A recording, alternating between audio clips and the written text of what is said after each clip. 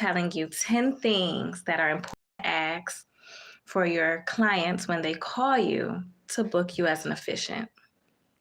So, you're ordained online, you have your business name, your DBA, and your phone number, and everything is all set up and ready to go. Your first client calls. Well, what do you say? Hello, thank you for calling Wedded Bliss Efficient Services. How may I help you? Now what? Well, they're gonna more than likely get on the phone. They're probably gonna say, hi, my name is Tamara, and I'm looking for an officiant for my wedding. Okay, nice to meet you, Tamara. If they say their name, and if they don't, you say, okay, can I get your name? And I like to have a sticky note near me at all times, next to my officiant phone.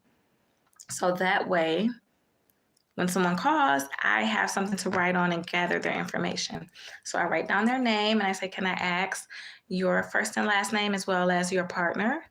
And then you can take down both of their names. That way you already have that information ready to go in the event that you need to create a script for a full wedding or elopement. So the first thing you want to ask is their names. Next, you want to ask, when is their wedding? There's no need in going further in this conversation with them if you're not available to officiate. So to make sure that you are available, ask what that date and time is. So now you have their names. So you can also save their number and follow up, because more than likely they are going down the Google listing looking for wedding vendors, and they've probably called several or planning to call several different vendors and officiants, and they're not saving the numbers. So they're not going to know what number to contact you back at. So it's up to you to take their number and their name, save it, so that way you can follow up to ensure that they choose you as their officiant. So get their names, even write down the number if you like, and get the wedding date and time. Next, you want to ask where the wedding is going to be. Is it going to be in your home, in a park, at a hall? What city is this? You want to make sure that where the venue for their wedding is in the area that you service. There's no need in taking all this information down if I'm in Michigan, the person calling me is in Nevada, unless I'm doing destination weddings or something, which I'm not yet. So I want to make sure that it is in the service area that I provide officiant services for before we go forward with the call. So those are 3 vital things that you need to know: the couple's names, the venue, and the date and time. So now you can get into more details. What service are you looking for? We provide marriage license signings, elopements, weddings, and vow renewals. And we have coordinator services as well. Are you looking for an officiant or a coordinator? Once they say they're looking for an officiant, now it's time to find out, do you just want a simple marriage license signing?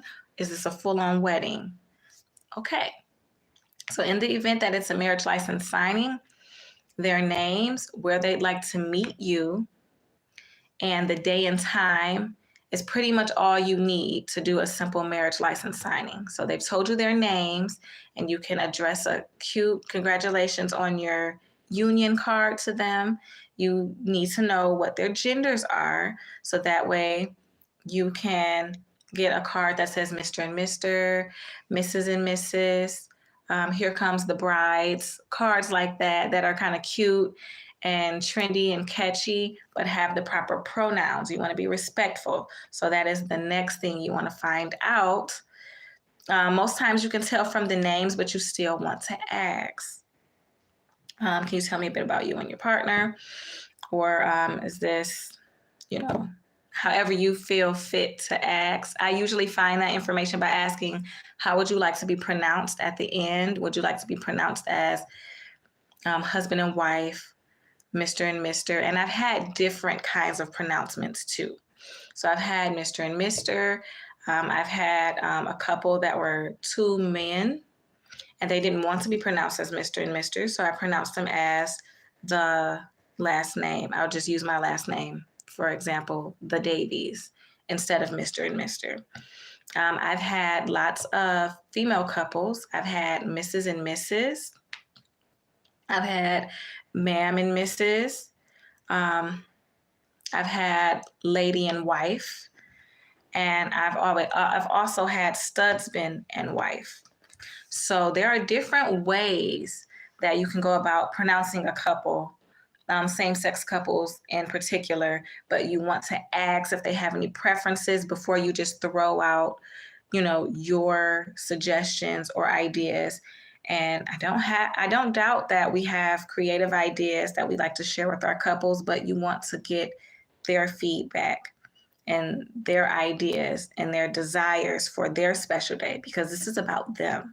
So you want to ask them what their preferences are first.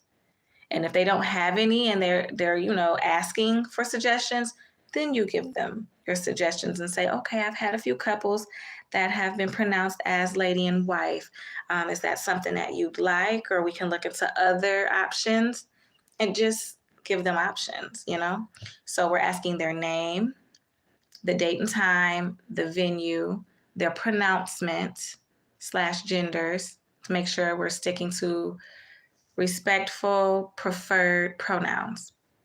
Next, you want to ask if they have a religious preference. So that way you can make the script accordingly. You don't want to make a Christian script for a couple that's Buddhist, or you want to be able to respect their beliefs and incorporate that in their special day, in their script. So you want to ask, do you have any religious preferences? And then when they tell you those, then you say, okay, would you like me to incorporate this in your script? Is there a particular scripture or quote that you would like me to add into your script? So now we're getting into the script writing of an elopement or a wedding. So now that we have that down, we have the names, the day and time, the venue, the pronouncement preference, the religious preference. Now we want to know, would you like the objections included? And give them an example. The objections are the part of the wedding where you say, if anyone feels that this couple should not be wed, speak now or forever hold your peace. A lot of couples like to have that part omitted. They don't want that in their wedding script, so they take it out. But some couples want it in there. They want to see if someone's going to object. Some people like to live life on the edge and have a little risk in there and just be curious. I personally wanted that in my script because I wanted to see what was going to happen and just have some suspense in there. I don't know. I'm adventurous and I just like to see stuff. I'm curious. So I'm like, I didn't think anybody was going to object, but I preferred it to be in there because it's traditional and I wanted those traditional elements in my wedding. So you also want to ask them, would you like it to be more traditional, or we can tailor it to what you like? So we have the names, the day and time, the venue, the pronouncement, the objections. You also want to ask, I feel like I'm leaving something out, the names, the day and time, the venue, the pronouncement, the religious preferences, and the objections. Now you want to know if they're being walked down the aisle by a family member. Are you being given away by your father or a family member? You don't want to leave that part out. You also want to ask them if there are going to be any special elements added, like sand ceremony, jumping of the broom, hand fasting. And you also want to ask whose last name are they going to be taking on? And what is that last name? Last but not least, you want to ask the couple if at the end of the ceremony, are there any announcements they'd like for you to make. Once you gather all of that information, then you can begin making your script.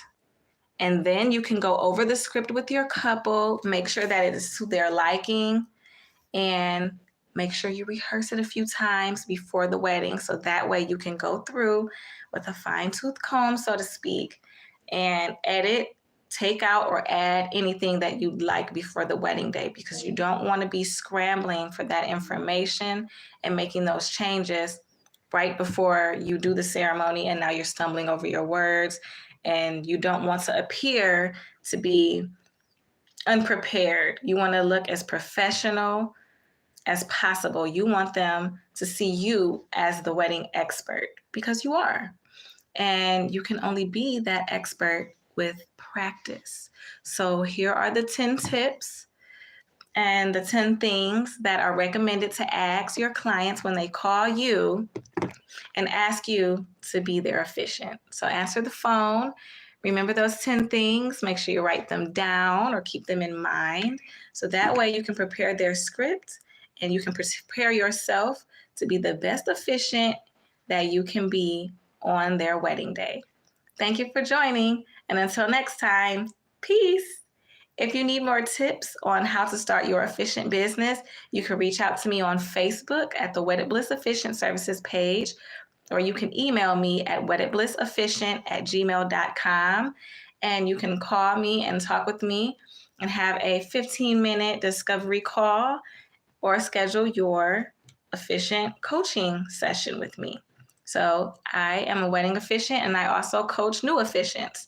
So give me a call, shoot me an email, DM me on Facebook or Instagram at Wedded Bliss Efficient Services, and let's get started building your efficient business, because you are amazing and you are going to be a great wedding officiant. So let's get started. Until next time, peace.